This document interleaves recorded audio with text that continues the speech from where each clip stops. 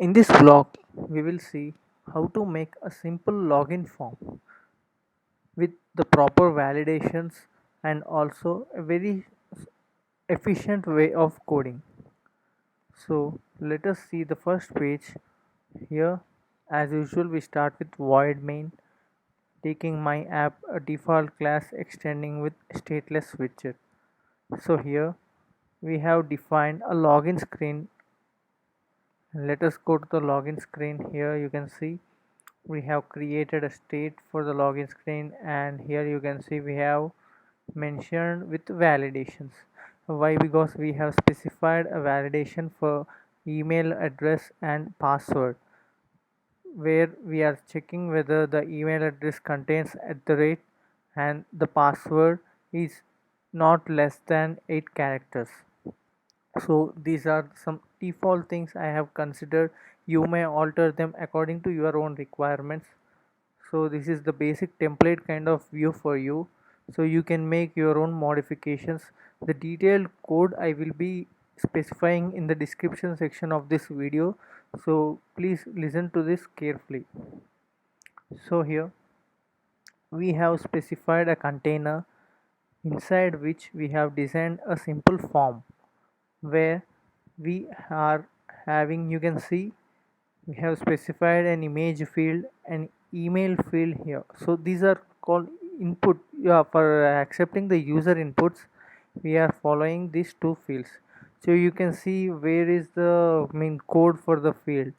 So I have separated the code under a widget section. Here you can see why. Because when you are making a large enterprise applications, it's always better to make reusable components.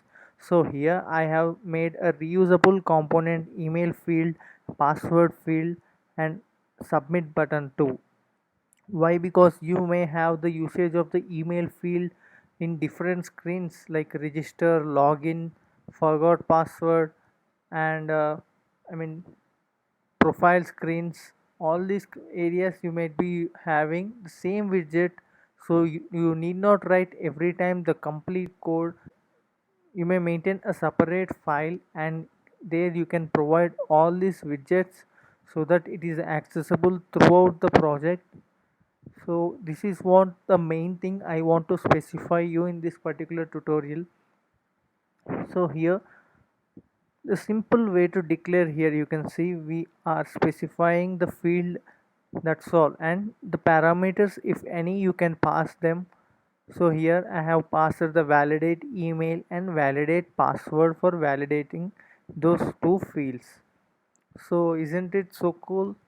So start making the program to be reusable. Why reusability? Because it will also make the code run faster, and it will have a less effort on the RAM too, because reading the same lines of code again and again is not a good thing. If you are comfortable in this way, do follow it. So now let us see the output. Here you can see we have.